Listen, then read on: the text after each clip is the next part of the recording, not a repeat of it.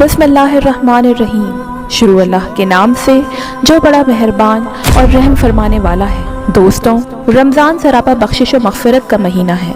रमज़ान शरीफ में रोज़ाना अफ्तार के वक्त अल्लाह 10 लाख आदमियों को जहन्नम से खुलासी मरहमत फरमाते हैं जो जहन्नम के मुस्तहिक हो चुके होते हैं। और जब रमज़ान का आखिरी दिन होता है तो यकम रमज़ान से आखिरी रमज़ान तक जिस कदर लोग जहन्नम से आज़ाद किए गए होते हैं उनके बराबर इस एक दिन में आज़ाद फरमाता है।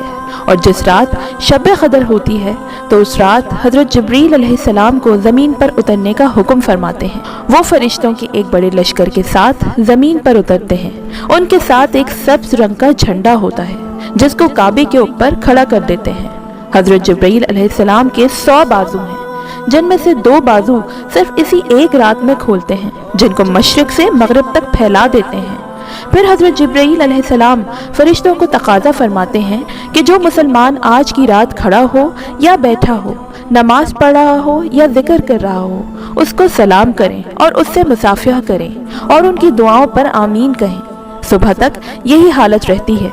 जब सुबह हो जाती है तो हज़रत जिब्रील अलैहिस्सलाम आवाज़ देते हैं कि ए फरिश्तों की जमात, अब कूच करो और चलो। फरिश्ते हज़रत जिब्रील अलैहिस्सलाम से पूछते हैं कि अल्लाह ताला ने अहमद सल्लल्लाहु अलैहि वसल्लम की उम्मत के मोमिनों की हाजतों और ज़रूरतों में क्या मामला फरमाया। वो कहते हैं कि अल्लाह ताला ने इन पर तवज्जो फरमाई और 4 शख्सों के अलावा सबको माफ़ फरमा दिया। सहाबा ने अर्ज़ किया, वो 4 शख्स कौन से हैं? हुज़ूर सल्लल्लाहु अलैहि वसल्लम ने इरशाद फरमाया, एक वो शख्स जो शराब का आदी हो, दूसरा वो शख्स जो वालिदैन की नाफरमानी करने वाला हो, तीसरा वो शख्स जो क़तअ रहमी करने वाला और नाता तोड़ने वाला हो, चौथा वो शख्स जो दिल में कीना रखने वाला हो और आपस में क़तअ ताल्लुक़ करने वाला हो। हुज़ूर सल्लल्लाहु अलैहि वसल्लम ने इस शब क़दर से महरूम रहने वाले शख्स को खैर से महरूम और हकीकी महरूम करार दिया। ये रात अज़मत और शराफत वाली रात है, इसलिए इसका नाम लैलतुल क़दर रखा गया है। इस ही रात में ज़मीन पर फरिश्ते इस कदर ज़्यादा और कसीर तादाद में उतरते हैं कि ज़मीन बावजूद अपनी वसअत और कुशादगी के तंग पड़ जाती है। हुज़ूर सल्लल्लाहु अलैहि वसल्लम ने फरमाया कि जो शख्स शब क़दर में ईमान के साथ और सवाब की नीयत से इबादत के लिए खड़ा हुआ, उसके पिछले तमाम गुनाह माफ़ हो जाते हैं। लैलतुल क़दर में खुदा ताला की रहमतों के 300 दरवाजे खुले होते हैं। जो भी दुआ मांगो कबूल होती है। वो करीम ज़ात किसी को भी खाली हाथ नहीं लौटाता। दर हकीकत ये अल्लाह रब्बुल इज़्ज़त की तरफ से उम्मत मोहम्मदिया सल्लल्लाहु अलैहि वसल्लम की बख्शिश और मग़फ़िरत के लिए बहाने हैं। किस कदर खुश नसीब हैं वो लोग जिनको इस रात की इबादत नसीब हो जाए और आसमानों पर उनकी बख्शिश और मग़फ़िरत के फ़ैसले कर दिए जाएं। और कितने बदनसीब हैं वो लोग जिन्होंने रमज़ानुल मुबारक जैसा मग़फ़िरत का महीना पाया और नाफरमानी और गफलत में गुजारने के बाद अब शब क़दर से भी महरूम रहे। इससे बढ़कर इस रात की फजीलत क्या हो सकती है कि खुदा ताला ने कुरान मजीद में सूरतुल क़दर के नाम से पूरी एक सूरह उसकी अज़मत में नाज़िल फरमाई है, जिसमें शब क़दर की खुसूसियात ज़िक्र की गई हैं कि इस रात कुरान नाज़िल हुआ। इस रात में फरिश्ते आसमानों से उतरते हैं और ये रात 1000 महीनों से अफजल तरीन है। इस रात में सुबह सादक तक खैर व बरकत और अमन सलामती की बारिश होती रहती है। यही वो मुक़द्दस रात है जिसमें बंदे की ज़बान और क़ल्ब से निकली हुई दुआ अल्लाह रब्बुल इज़्ज़त की बारगाह में कबूलियत से नवाजी जाती है।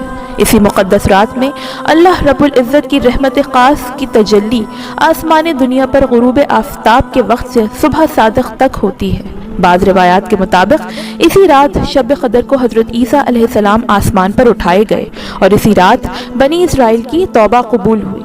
हज़रत उबादा रज़ियल्लाहु ताला अन्हा ने हुज़ूर सल्लल्लाहु अलैहि वसल्लम से शब क़दर के बारे में दरियाफ़्त किया तो आप सल्लल्लाहु अलैहि वसल्लम ने इरशाद फरमाया कि रमज़ान के आखिरी अशरे की ताख़ रातों में रमज़ान मुबारक की आखिरी रात है, यानी 21, 23, 25, 27 और 29 शब।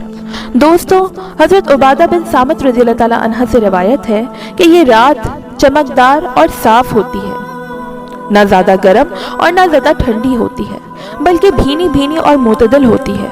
इस रात को शयातीन को सितारे नहीं मारे जाते। आसमानों की तरफ निगाह उठाकर देखने में नूर और दिल में सुरूर की कैफियत पैदा होती है। शब क़दर की बाद वाली सुबह को सूरज में तेज़ी नहीं होती। इस रात में इबादत की बड़ी लज्जत महसूस होती है और इबादत में खुशो खुजू पैदा होता है। بعض لوگوں نے دیکھا کہ ہر چیز سجدہ کرتی ہے، یہاں تک کہ درخت بھی سجدہ کرتے ہیں، اور اس رات سمندر کا پانی میٹھا ہو جاتا ہے۔ دوستوں، حضور صلی اللہ علیہ وآلہ وسلم کے فرمان کے مطابق شب قدر کا تعین اٹھا لینے میں اللہ تعالیٰ کی طرف سے اپنے بندوں کے لیے کوئی بہتری تھی۔ اگر شب قدر کا علم باقی رہ جاتا اور بتا دیا جاتا تو پورا رمضان سستی و غفلت میں گزرتا اور صرف شب قدر میں عبادت کی جاتی، یا جس کی شب قدر بغیر عبادت کے گزر جاتی تو باقی رمضان مبارک کے ایام دکھ اور افسوس میں گزر جاتے۔ اسی طرح اللہ تعالیٰ کی رحمت نے گوارا نہ کیا کہ اس عظمت والی رات کے معلوم ہونے کے بعد کوئی گناہ پر جرأت کرے، کیونکہ اگر اس شب کے پانے پر 1000 مہینوں کی عبادتوں کا ثواب ملتا ہے، اسی طرح اس شب میں گناہ کرنے پر 1000 مہینوں کا گناہ بھی ہوتا ہے۔ اب انسان شب قدر کی تلاش میں ہر وقت عبادت و ریاضت میں مصروف رہتا ہے، اور اسی شب قدر کی تلاش میں اعتکاف کرتا ہے اور زیادہ سے زیادہ وقت اللہ کی عبادت و بندگی میں گزارتا ہے۔ لیکن شب قدر کا زیادہ احتمال 27ویں شب میں ہے۔ ام المومنین حضرت عائشہ صدیقہ رضی اللہ تعالیٰ عنہا نے حضور صلی اللہ علیہ وآلہ وسلم سے پوچھا کہ یا رسول اللہ صلی اللہ علیہ وآلہ وسلم، اگر مجھے شب قدر کا پتہ چل جائے تو کیا دعا مانگوں؟ حضور صلی اللہ علیہ وآلہ وسلم نے یہ دعا بتائی، اللہم انکا عفو تحب العفو فاعف عنی، اے اللہ بے شک تو معاف کرنے والا ہے اور معاف کرنے والے کو پسند کرتا ہے، بس تو میری خطائیں بھی معاف کر دے۔ دوستوں، حضور صلی اللہ علیہ وآلہ وسلم نے فرمایا کہ شب قدر اللہ تعالیٰ نے میری امت کو عطا فرمائی ہے، پہلی امتوں کو نہیں ملی۔ رسول صلی اللہ علیہ وآلہ وسلم نے پہلی امتوں کی عمروں کو دیکھا کہ بہت لمبی لمبی عمریں ہوتی تھیں، اور آپ صلی اللہ علیہ وآلہ وسلم کی امت کی عمریں بہت تھوڑی اور کم ہیں۔ اگر وہ نیک اعمال میں ان کی برابری بھی کرنا چاہیں تو ناممکن ہے۔ اس پر حضور صلی اللہ علیہ وآلہ وسلم کو بہت رنج و افسوس ہوا۔ اس کی تلافی کے لیے اللہ تعالیٰ نے یہ رات شب قدر مرحمت فرمائی۔ بعض روایات میں ہے کہ حضور صلی اللہ علیہ وآلہ وسلم نے بنی اسرائیل کے ایک شخص کا ذکر فرمایا کہ وہ 1000 مہینے تک اللہ کے راستے میں جہاد کرتا رہا۔ صحابہ کرام رضی اللہ تعالیٰ عنہ کو اس پر رشک آیا تو اللہ تعالیٰ نے اس کی تلافی کے لیے اس رات شب قدر کا نزول فرمایا۔ دوستوں، احادیث میں دعا مانگنے کی بڑی فضیلت و عظمت بیان کی گئی ہے، اس لیے شب قدر میں ہر وقت اللہ تعالیٰ سے دعا مانگنی چاہیے۔ دعا زبان سے نکلے ہوئے ان الفاظ کو کہا جاتا ہے جو نہایت عاجزی و انکساری کے ساتھ اللہ تعالیٰ کے حضور فریاد کرتے ہیں۔ دعا کے لیے وہ الفاظ زیادہ قیمتی اور مؤثر ثابت ہوتے ہیں جو دل سے اٹھتے ہیں۔ ایسے الفاظ رحمت خداوندی اور بخشش و مغفرت کو گناہ گار کے دامن میں لا ڈالتے ہیں۔ بلا شبہ بنی آدم گناہ گار ہے، لیکن ہمیں رب کی رحمت و مغفرت سے کبھی بھی مایوس نہیں ہونا چاہیے۔ اللہ اپنے بندوں کی نیکیوں کے بدلے گناہ معاف کرتا ہے، توبہ قبول کرتا ہے اور درجات بلند کر کے کامیابیوں سے دامن بھر دیتا ہے۔ اللہ تعالیٰ ہم کو شب قدر کا حق ادا کرنے اور اللہ کی رحمت و بخشش اور مغفرت کو سمیٹنے کی توفیق عطا فرمائے۔ آمین۔